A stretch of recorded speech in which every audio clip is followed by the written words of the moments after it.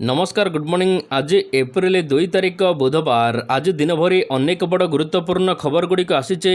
राज्य में लागू हेब आयुष्मान योजना। अन्यपटे पिला मिला मांडिया लडू। यह सहित एप्रिल मासरे अनेक नुआ नियम लगे। केंद्र राज्य सरकार जारी करिसेंती अनेक नुआ योजना। तेबे आसंतु आज सकाळ आसीथिबा 25टी बड़ खबर उपरे नजर पकाइबा। प्रथम खबर 2 सप्ताह मध्य ओडिशा रे लागू हेब आयुष्मान योजना। उत्कल दिवस रे मुख्यमंत्री मोहन चरण माझी एक बड़ घोषणा करिसेंती। राज्य स्तरीय ओडिशा दिवस कार्यक्रम अवसर रे मुख्यमंत्री घोषणा करिसेंती कि आगामी 2 सप्ताह मध्य राज्य रे लागू हेबाकू जाउचे आयुष्मान भारत योजना। सारा ओडिशा रे 3,52,00,000 लोक माननकू एथिरे शामिल करा जिवो। तबे एहा द्वारा सारा देशर 29,000 मेडिकल रे स्वास्थ्य सेवा मागणा रे पाई पारि लोक माने 2 सप्ताह मध्य राज्य में आयुष्मान योजना लागू हेबाकू जाउची। परवर्ती खबर पिला मिला मांडिया लडू। मुख्यमंत्री पोषण योजनार शुभारंभ कराଯାଇଛି। गतकाली पोषण युक्त मांडिया लडू बांटी शुभारंभ करिसेंती गणशिक्षा मंत्री। उमरकोट रे आयोजित कार्यक्रम रे पिला लडू बांटिले। मांडिया लडू खाइले छात्र छात्री। प्रति सप्ताहर 3 दिन लडू खाइबे एणिके छात्र छात्री। सप्ताहर मंगलवार गुरुवार एवं शनिवार दिन एही लडू प्रदान करा जिवो। अन्यपटे नवम एवं दशम पिलामानंकर मध्याह्न भोजन शुभारंभ करा जायछि। राज्यर 10,80,000 पिला एहा द्वारा उपकृत हेबे। एने गणशिक्षा मंत्री कहिसंती शिशु बाटिकारु 10म श्रेणी पर्यंत मांडिया लडू प्रदान करा जिवो बोली सरकारक पक्षरु घोषणा होईछि। परवर्ती खबर सस्ता हैला एलपीजी गैस दाम। तैल कंपानी गुड़िक 19 केजी विशिष्ट वाणिज्यिक एलपीजी गैस सिलिंडर मूल्य 41 टंका कमाई। तेबे यह द्वारा दिल्ली खुचुरा बजार रे एबे यार मूल्य 1762 टंकार पहुंची। यही संशोधन होटेल एवं रेस्टोरां रे व्यवहार करा जाउथिबा एलपीजी गैस उपर निर्भर करी चलुथिबा व्यवसायी माननकू आश्वस्ति प्रदान करिछि। एही नुआ नियम 1 एप्रिल ठारू लागू करा जाइछि। हेले घरोई व्यवहार करा जाउथिबा एलपीजी गैस मूल्य कमी नहीं, केवल व्यावसायिक सिलिंडर दाम कमाई सरकार। गारमेंट फील्ड रे बिजनेस करिया पई चाहुछन्ती ताले जोड़ी हुंतु कोलकातार सबुठु बड़ मैन्युफैक्चरिंग एवं होलसेलिंग कंपनी सहित प्रकाश एंटरप्राइज। साड़ी स्टार्टिंग ही जाउची मात्र 115 टंका। नाइटी स्टार्टिंग ही जाउची मात्र 80 टंका। कुर्ती स्टार्टिंग ही जाउची मात्र 53 टंका।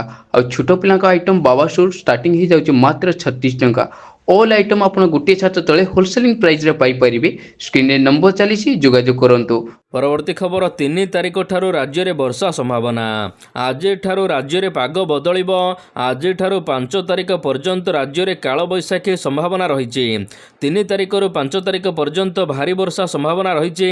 विशेषकर दक्षिण और पश्चिम ओडिशा रे प्रबल वर्षा हेबो बोली भुवनेश्वर पाणीपाग केन्द्र पूर्वानुमान करिछि। बिजुली घड़घड़ी सहित कुआपथर माड़ होई पारे। यह सहित 30 रु 40 किलोमीटर बेगरे पवन बही पारे बोली कुहा जायछि। झारसुगुड़ा संबलपुर बौद्ध कंधमाल कलाहांडी सुंदरगढ़ देवगढ़ रायगड़ा कोरापुट नवरंगपुर मालकानगिरी बालेश्वर मयूरभंज केन्दुझर अनुगुल ढेंकानाल भद्रक जाजपुर केन्द्रापड़ा कटक यही 20टी जिले में 3 तारिख रु 5 तारिख पर्यंत अधिक वर्षा हेबो बोली पाणीपाग विभाग कहिछि। परवर्ती खबर पुणी 4 तारिख में विधानसभा घेराऊ।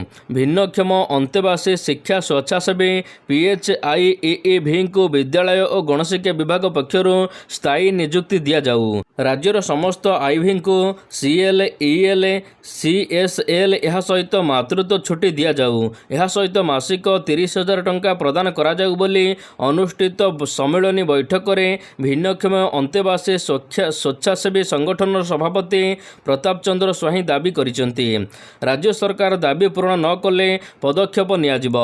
एथिपाई 4 एप्रिल रे राजरास्ता रे प्रतिवाद कराजिबा सहित विधानसभा घेराऊ कराजिबो बोली संघ कहिछि।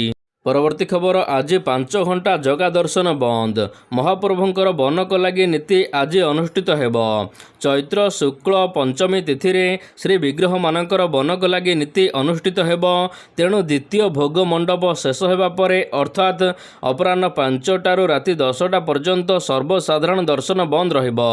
एहा परठारू पुणी महाप्रभुंकर दर्शन व्यवस्था स्वाभाविक होइजिब। ଶ୍ରୀମନ୍ଦିର କାର୍ଯ୍ୟାଳୟ ପକ୍ଷରୁ ସାମାଜିକ ଗଣମାଧ୍ୟମ ଏକ୍ସ ଜରିଆରେ ଏନେଇ ସୂଚନା ପ୍ରଦାନ କରାଯାଇଛି। ମହାପ୍ରଭୁଙ୍କର ବନକ ଲାଗି ନୀତି ଦ୍ୱିତୀୟ ଭୋଗ ମଣ୍ଡପ ଉଠିବା ପରେ ମହାପାତ୍ର ସେବକମାନେ ଶ୍ରୀମନ୍ଦିର ଗର୍ଭଗୃହକୁ ପ୍ରବେଶ କରିବା ସହିତ ମହାପ୍ରଭୁଙ୍କର ଶ୍ରୀମୁଖ ଶୃଙ୍ଗାର କରିବେ। ପରବର୍ତ୍ତୀ ଖବର ଲାଗୁ ହେଲା ନୂଆ ନିୟମ। ଏଣିକି ଗାଡ଼ି କିଣିଲେ 2 ହେଲମେଟ୍ ବାଧ୍ୟତାମୂଳକ। ଗାଡ଼ି ଚଲାଇବା ସମୟରେ ହେଲମେଟ୍ କେତେ ଜରୁରୀ ଏହା ଆମେ ସମସ୍ତେ ଜାଣିଛେ। ଏଥିପାଇଁ ଲାଗୁ କରାଯାଇଛି ନୂଆ ନିୟମ। ଏଥିପାଇଁ ହେଲମେଟ୍ ଚେକିଂକୁ ମଧ୍ୟ କଡ଼ାକଡ଼ି କରାଯାଉଛି। ତେବେ କେନ୍ଦ୍ର ସରକାର ଯେଉଁ ନିର୍ଦ୍ଦେଶନାମା ଜାରି କରିଛନ୍ତି ପୁରା ଦେଶରେ ଚର୍ଚ୍ଚା ହେଉଛି। କାରଣ ଏଣିକି ଯେଉଁମାନେ ବାଇକ୍ କିଣିବାକୁ ଯିବେ ସେମାନଙ୍କୁ କମ୍ପାନୀ 2ଟି ISI ସାର୍ଟିଫାଏଡ୍ ହେଲମେଟ୍ ପ୍ରଦାନ କରାଯିବ। କେନ୍ଦ୍ର ପରିବହନ ମନ୍ତ୍ରୀଙ୍କର ବଡ଼ ସୂଚନା। ଏଣିକି ଗାଡ଼ି କିଣିବାକୁ ହେଲେ ଆଗ ହେଲମେଟ୍ 2ଟି କିଣିବାକୁ ପଡ଼ିବ। ପରବର୍ତ୍ତୀ ଖବର ଆରମ୍ଭ ହେବାକୁ ଯାଉଛି ମା ବୁଢ଼ୀ ଠାକୁରାଣୀ ଯାତ୍ରା। ବ୍ରହ୍ମପୁରର ପ୍ରସିଦ୍ଧ ମା ବୁଢ଼ୀ ଠାକୁରାଣୀ ଯାତ୍ରା 3 ତାରିଖ ଅର୍ଥାତ୍ ଆସନ୍ତାକାଲିଠାରୁ ଆରମ୍ଭ ହେବାକୁ ଯାଉଛି। ଆସନ୍ତାକାଲି ବିଳମ୍ବିତ ରାତିରେ ମାଙ୍କୁ ଏକ ବିରାଟ ପଟୁଆରରେ ଠାକୁରାଣୀ ମନ୍ଦିରରୁ ଦେଶୀ ବେହେରା ସାହିସ୍ଥିତ ଅସ୍ଥାୟୀ ମଣ୍ଡପକୁ ଅଣାଯିବ। ଏଥିପାଇଁ ଦେଶୀ ବେହେରା ସାହିରେ ମଧ୍ୟ ପ୍ରସ୍ତୁତ କରାଯାଇଛି ଅସ୍ଥାୟୀ ମଣ୍ଡପ। ତେବେ ମା ବୁଢ଼ୀ ଠାକୁରାଣୀ ଯାତ୍ରାକୁ ଶୃଙ୍ଖଳିତ କରିବା ସହିତ ପୋଲିସ ପ୍ରଶାସନ ପକ୍ଷରୁ ବ୍ୟାପକ ବ୍ୟବସ୍ଥା କରାଯାଇଛି। ଏଥିପାଇଁ ସହର ଭିତରେ 6 ପ୍ଲାଟୁନ୍ ପୋଲିସ ଫୋର୍ସ ସହିତ ପୋଲିସ ଅଧିକାରୀମାନେ ନିୟୋଜିତ ହେବେ। ବ୍ରହ୍ମପୁର SP ସୂଚନା ଦେଇଛନ୍ତି। ପରବର୍ତ୍ତୀ ଖବର ଆଜିଠାରୁ ଆରମ୍ଭ ହେଉଛି ଯୁକ୍ତ 2 ଖାତା ଦେଖା। ଆଜିଠାରୁ ଯୁକ୍ତ 2 ଖାତା ଦେଖା ଆରମ୍ଭ ହେବ। ମେ 15 ତାରିଖ ସୁଦ୍ଧା ପ୍ରକାଶ ପାଇବ ଯୁକ୍ତ 2 ପରୀକ୍ଷା ଫଳ। ଏ ସଂକ୍ରାନ୍ତରେ ସୂଚନା ଦେଇଛନ୍ତି ଉଚ୍ଚ ମାଧ୍ୟମିକ ଶିକ୍ଷା ପରିଷଦ ନିୟନ୍ତ୍ରକ। ଖରାକୁ ଦୃଷ୍ଟିରେ ରଖି 2ଟି ସିଫ୍ଟରେ ଖାତା ଦେଖାଯିବ ବୋଲି ଅଧିକାରୀ କହିଛନ୍ତି। ଏକା ସାଙ୍ଗରେ କଳା, ବାଣିଜ୍ୟ, ବିଜ୍ଞାନ, ଧନ୍ଦାମୂଳକ ପାଠ୍ୟକ୍ରମର ରେଜଲ୍ଟ ବାହାରିବ। 3,93,616 ପରୀକ୍ଷାର୍ଥୀଙ୍କର ରେଜଲ୍ଟ ଏକା ସାଙ୍ଗରେ ପ୍ରକାଶ ପାଇବ ବୋଲି ସୂଚନା ମିଳିଛି। ପରବର୍ତ୍ତୀ ଖବର ଏପ୍ରିଲରୁ ଜୁନ୍ ଆକାଶରୁ ବର୍ଷିବ ନିଆଁ। ଏପ୍ରିଲରୁ ଜୁନ୍ ପର୍ଯ୍ୟନ୍ତ ନିଆଁ ବର୍ଷା ବେଶୀ ଛଟପଟ କରାଇବ। ଏପ୍ରିଲ ମାସର ତାତି ସ୍ୱାଭାବିକଠାରୁ ଅଧିକ ଲମ୍ବିବ ଗ୍ରୀଷ୍ମ ପ୍ରବାହ। ହିଟ୍ ୱେଭ୍ ଦିନ ସଂଖ୍ୟା ବଢ଼ିବ। ବର୍ଷା ସମ୍ଭାବନା କମ୍ ରହିଛି। ତେବେ ଏମିତି ପୂର୍ବାନୁମାନ କରିଛନ୍ତି ଭାରତୀୟ ପାଣିପାଗ ବିଭାଗ। 8 ତାରିଖ ଠାରୁ ରାଜ୍ୟରେ ତାପମାତ୍ରା ବଢ଼ିବ। ତାତି ଏତେ ବଢ଼ିଯିବ ଯେ 9ରୁ 10 ତାରିଖ ବେଳକୁ ପାରଦ 45ରୁ 46 ଡିଗ୍ରୀ ପର୍ଯ୍ୟନ୍ତ ଛୁଇଁପାରେ। ଏନେଇ ଡକ୍ଟର ମୃତ୍ୟୁଞ୍ଜୟ ମହାପାତ୍ର ସୂଚନା ପ୍ରଦାନ କରିଛନ୍ତି। ଏପ୍ରିଲରୁ ଜୁନ୍ ମାସ ଯାଏ ରାଜ୍ୟରେ ଗ୍ରୀଷ୍ମ ପ୍ରବାହ ଅବଧି ଅଧିକ ରହିବ। ଅଧିକ ଛଟପଟ କରାଇବ ଏହି 2 ମାସ। ପରବର୍ତ୍ତୀ ଖବର ଲାଗିଲା ନୂଆ ନିୟମ। ଏଣିକି ଚାଲାଣ ନ ଦେଲେ ଲାଇସେନ୍ସ ବାତିଲ କରାଯିବ। ଚାଲାଣ ନ ଭରିଲେ ମହଙ୍ଗା ପଡ଼ିବ। ତେବେ ନୂଆ ନିୟମ ଲାଗୁ କରିଛନ୍ତି କେନ୍ଦ୍ର ସରକାର। 3 ମାସ ମଧ୍ୟରେ ଟ୍ରାଫିକ୍ ଚାଲାଣ ଭରିବାକୁ ପଡ଼ିବ। ନହେଲେ ସ୍ଥଗିତ ରଖାଯିବ ଆପଣଙ୍କର ଡ୍ରାଇଭିଂ ଲାଇସେନ୍ସକୁ। ପହିଲାରୁ ଏହି ନୂଆ ନିୟମ ଲାଗୁ କରାଯାଇଛି। 100 ଜଣରୁ ପ୍ରାୟ 90 ଜଣ ଲୋକ ଟ୍ରାଫିକ୍ ନିୟମ ଉଲ୍ଲଂଘନ କରିଥିବା ବେଳେ ଆଉ ଦଣ୍ଡ ସ୍ୱରୂପ ଚାଲାଣ କଟାଯାଉଥିଲେ ମଧ୍ୟ ସେମାନେ ଚାଲାଣ ପୈଠ କରୁନାହାନ୍ତି। କିନ୍ତୁ ଏବେ ନୂଆ ନିୟମ ଲାଗୁ କରାଯାଇଛି। କେବଳ 40% ଦେୟ ଆଦାୟ କରାଯାଉଥିବା ଜଣାପଡ଼ିଛି। ବେପରୁଆ ଗାଡ଼ି ଚଲାଇ ନିୟନ୍ତ୍ରଣ ହରାଇଲେ ଏଣିକି ଟ୍ରାଫିକ୍ ନିୟମ ଉଲ୍ଲଂଘନ କଲେ ଲାଗିବ ଚାଲାଣ। ଆଉ 3 ମାସ ମଧ୍ୟରେ ଏହାକୁ ଭରିବା ବାଧ୍ୟତାମୂଳକ। ପରବର୍ତ୍ତୀ ଖବର ଓଡ଼ିଶାର ବିକାଶକୁ କେହି ରୋକିପାରିବେ ନାହିଁ କହିଲେ ନବୀନ ପଟ୍ଟନାୟକ। ଓଡ଼ିଶାର ବିକାଶକୁ କେହି ରୋକିପାରିବେ ନାହିଁ। କିଛି ବର୍ଷ ପରେ ଆମେ ସ୍ୱତନ୍ତ୍ର ଓଡ଼ିଶା ଗଠନର 100 ବର୍ଷ ପୂର୍ତ୍ତି ପାଳନ କରିବୁ। ବିଜୁବାବୁଙ୍କର ସ୍ୱପ୍ନ ଥିଲା ଓଡ଼ିଶାକୁ 1 ନମ୍ବର ରାଜ୍ୟ କରିବା। ସମସ୍ତଙ୍କର ସହଯୋଗ ରହିଲେ ଏହି ଲକ୍ଷ୍ୟ ନିଶ୍ଚିନ୍ତ ପୂରଣ ହେବ ବୋଲି ବିରୋଧୀ ଦଳ ନେତା ନବୀନ ପଟ୍ଟନାୟକ କହିଛନ୍ତି। ଓଡ଼ିଶା ଦିବସ ଅବସରରେ ଶଙ୍ଖ ଭବନରେ ଆୟୋଜିତ ସ୍ୱତନ୍ତ୍ର ଉତ୍ସବରେ ଯୋଗଦେଇ ମୁଖ୍ୟମନ୍ତ୍ରୀ କହିଛନ୍ତି ଆଜି ଓଡ଼ିଶା ଦିବସ ଆମ ସମସ୍ତଙ୍କ ପାଇଁ ଗର୍ବ ଗୌରବର ଦିବସ। ଏହି ପବିତ୍ର ଦିବସରେ ଉତ୍କଳ ଗୌରବ ମଧୁସୂଦନ ଦାସ, ପାରଳା ମହାରାଜା କୃଷ୍ଣଚନ୍ଦ୍ର ଗଜପତି, ମୟୂରଭଞ୍ଜ ମହାରାଜା ଶ୍ରୀ ରାମଚନ୍ଦ୍ର ଭଞ୍ଜଦେଓ ଏବଂ କବି ଗଙ୍ଗାଧର ମେହେର, ଏହା ସହିତ ଫକୀରମୋହନ ସେନାପତିଙ୍କ ପରି ମହାନ ପୁରୁଷମାନଙ୍କୁ ଶ୍ରଦ୍ଧାଞ୍ଜଳି ଦିଆଯାଇଛି। ପରବର୍ତ୍ତୀ ଖବର 33 ବର୍ଷ ପୁରିଲା କିନ୍ତୁ ବିକାଶ ହେଲାନି। 33 ବର୍ଷରେ ପଦାର୍ପଣ କରିଛି କେନ୍ଦ୍ରାପଡ଼ା ଜିଲ୍ଲା। ହେଲେ ଏବେ ବି ସମୟ ବିତିଛି କିନ୍ତୁ ଜିଲ୍ଲାର ସ୍ଥିତିରେ ସୁଧାର ଆସିପାରି ନାହିଁ। ତେବେ ଅନେକ ସମସ୍ୟା ଘେରରେ କେନ୍ଦ୍ରାପଡ଼ା ଜିଲ୍ଲା ରହିଛି। କେନ୍ଦ୍ରାପଡ଼ାର ଶିକ୍ଷା, ସ୍ୱାସ୍ଥ୍ୟ, କୃଷି, ଶିଳ୍ପକୁ ବିପର୍ଯ୍ୟସ୍ତ କରାଯାଇଛି। କ୍ରାଇମ୍ ଏବଂ କ୍ରିମିନାଲର ଆଡ୍ଡା ପାଲଟିଛି କେନ୍ଦ୍ରାପଡ଼ାର ମୁଖ୍ୟ ପରିଚୟ।